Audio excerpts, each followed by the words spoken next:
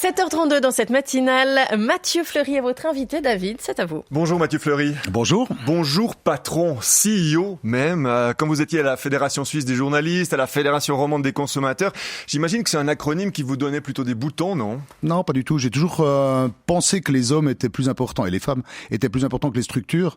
Et chaque fois, sur les combats, en fait, ça dépendait beaucoup des personnes qu'on rencontrait. Et par exemple, la Migros, des grandes institutions comme celle-là, un simple changement à la tête pouvait déjà provoquer de grands effets. Donc, plutôt... Donc le badge CEO, vous le portez plutôt avec fierté ? Oui, avec fierté, mais il faut pas... C'est des titres, on est responsable de motiver une équipe, on est à la tête d'un petit groupe un peu déterminé, et c'est toujours un peu ça l'idée. J'ai toujours fait ça, j'ai toujours dirigé des structures. Maintenant, c'est du côté de l'économie privée, c'est ça la véritable nouvelle. Alors CEO de Lemanis, qui est la société qui gère le Léman Express, grand réseau de transport public transfrontalier, franco-suisse, 60% dans les mains des CFF, 40% dans les mains de la SNCF. Léman Express, 2 ans en décembre. Si on joue de la métaphore, le réseau ne marche pas encore tout seul. Chez les enfants à 2 ans, c'est un peu inquiétant. Dans les réseaux de transport public. Oui, mais il parle, il est confiant il commence à être confiant dans son pas. On est encore en adolescence, les choses se passent effectivement difficilement. On a une loi des séries quand même implacable, une série noire quand même de grande ampleur.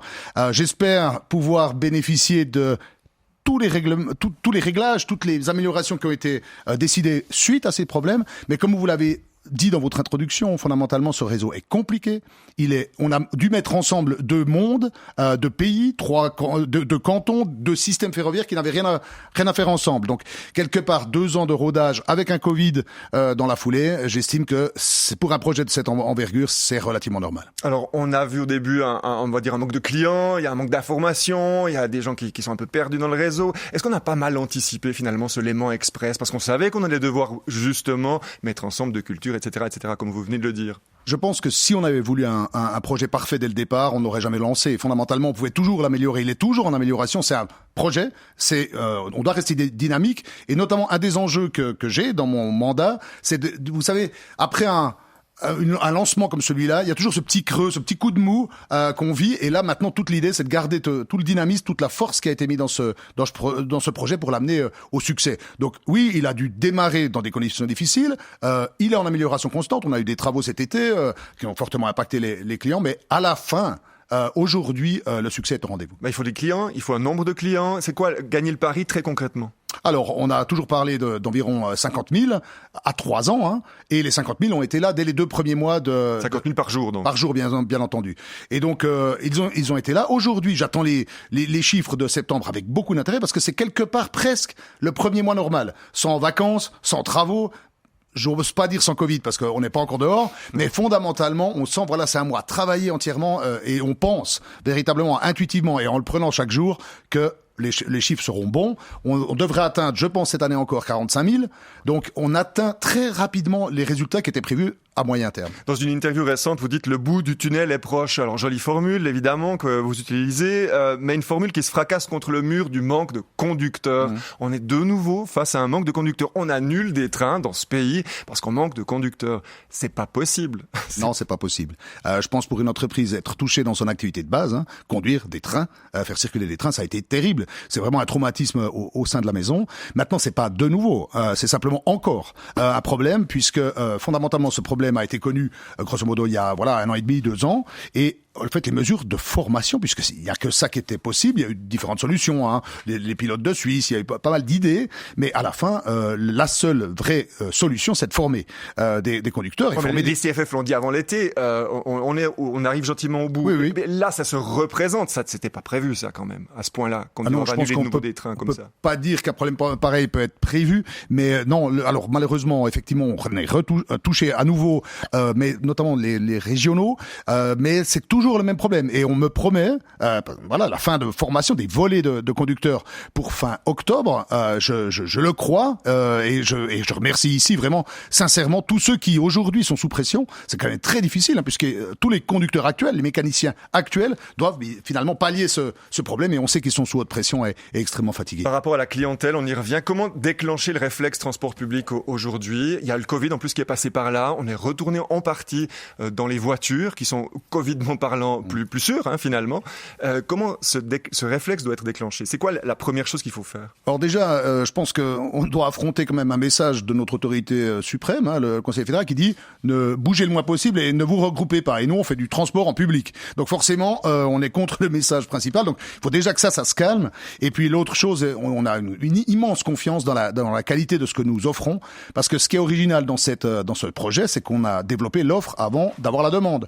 Donc aujourd'hui, on a un produit qui est extrêmement performant, qui est plus performant que la voiture. Sur Genève, si vous avez l'occasion d'y aller, vous allez tout de suite voir de quoi je parle.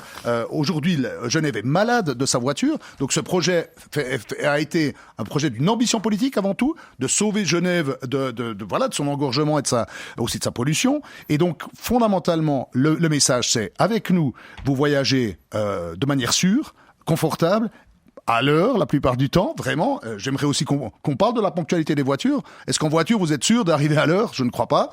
Donc, c'est aussi ça le propos. Et il y a un point qui est, dans ces temps de télétravail important, c'est qu'en transport public, eh bien, le temps de trajet n'est pas du temps perdu, c'est du temps utile. Et aujourd'hui, on sait qu'avec le smartphone, votre vie vous accompagne. Donc, dans nos trains, vous pouvez faire autre chose que seulement voyager. Le prix des billets, Mathieu Fleury, le prix des billets, cela dit, ça dépend des trains où on est, puis s'ils sont très bondés, vous pouvez pas bosser, hein. Je n'osais pas le dire. On précise quand même, on en a tous fait l'expérience. Le prix des billets, c'est quand même central, et dans votre réseau, et sur l'ensemble de ce réseau suisse, on y est tous confrontés. Mais là, on entend les CFF, ou j'imagine aussi vous, c'est pas moi, c'est l'ensemble des compagnies qui décident le prix, c'est jamais soi-même, hein. Donc on n'est jamais responsable du prix des billets, mais pourtant, du coup, on ne baisse jamais. On se refile la patate chaude. Alors, la réponse n'est pas seulement une excuse, hein, c'est une vérité, c'est une branche, et c'est un des succès des transports publics suisses, de s'être organisé en tant que branche, et notamment de pouvoir voyager avec un seul billet à travers tout le réseau, tout transport confondu, bateaux et autres bus et compagnie. Donc ça, c'est une vraie réussite. Maintenant, c'est vrai que dans une situation aussi exceptionnelle que celle qu'on connaît, la réactivité d'un tel système est faible. C'est-à-dire qu'on n'arrive pas à s'adapter assez vite, je trouve. Personnellement, je sens cet appel, hein, on sent l'appel aussi à la flexibilité des tarifs, à des nouvelles formes de tarifs. C'est vrai que c'est lent. Après, quand ça démarre, c'est fort, mais au départ, c'est lent. Et concernant le prix, fondamentalement, les prix des transports publics sont fortement subventionnés à la base. Donc, quelque part, ils n'ont déjà pas cette réalité des coûts qu'on pourrait discuter. Maintenant, est-ce qu'ils sont trop élevés? Je ne crois pas. C'est toujours un rapport qualité-prix, fondamentalement. Et je trouve la comparaison avec la voiture, notamment, est totalement biaisée parce que l'essentiel des conducteurs de voitures ne compare pas les coûts globaux de la voiture avec les coûts globaux. Vous diriez la même chose si vous étiez encore à la tête de la Fédération des consommateurs romans? Je pense que on a toujours soutenu les initiatives en faveur du rail. Nous avons toujours cru à ce projet et on est les champions du monde. Ça marche. Les Suisses prennent le train, donc on voit un vrai succès économique. C'est toujours trop cher en soi, fondamentalement. Et je pense que quelque part, ce qui manque aujourd'hui, c'est des offres incitative, c'est-à-dire faire goûter à la qualité du produit, faire venir les gens avec des offres à l'essai, ce genre de choses, parce qu'il faut les faire revenir, je crois que vous l'avez dit. Et aujourd'hui, peut-être ce qui manque, c'est viens voir, de manière parce simple. Que vous disiez déjà, en fait, en 2012, je suis remonté un petit peu le fil à la tête de la FRC, que la mobilité était en train de devenir un luxe.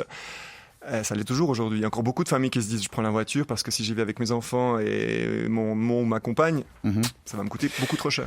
Je pense que la mobilité à plusieurs, notamment celle des familles, est un des sujets. Et quand je suis arrivé à la tête de Lemanis, du Léman Express, l'idée c'était de dire on va unir le meilleur des deux mondes. Et on sait par exemple que les Français sont bons dans des offres familiales ou de groupes, etc. Donc là, c'est vrai que prendre en compte là une mobilité de plusieurs personnes, c'est vrai qu'on est encore un peu faible en Suisse, mais l'imagination peut travailler aussi dans ce secteur-là. Alors on va vous faire confiance, vous qui venez de débarquer à la tête d'une entreprise. Un mot plus personnel, quand on vous demande quel est votre luxe, vous dites le temps libre. Évidemment, puisque vous avez, mais je ne sais pas combien de casquettes. Vous êtes président du Festival du film de Fribourg, vous êtes dans le comité d'un club de jazz, vous êtes co-président de Jurassica, musée jurassien, vous êtes à la tête de Lemanis, on l'a compris. Vous avez besoin de cet engagement-là, vous avez besoin d'avoir le nez un peu partout. C'est vital. Vous savez, je pense qu'être à la tête de Lemanis, c'est aussi un engagement. C'est très concret.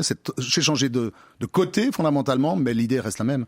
On essaie quand même un peu, c'est grandiloquent, mais on essaie un peu d'améliorer le monde. Et la culture est un autre combat. Je pense qu'elle est plus utile que jamais. On parle de c'est un peu une expression galvaudée, se vivre ensemble.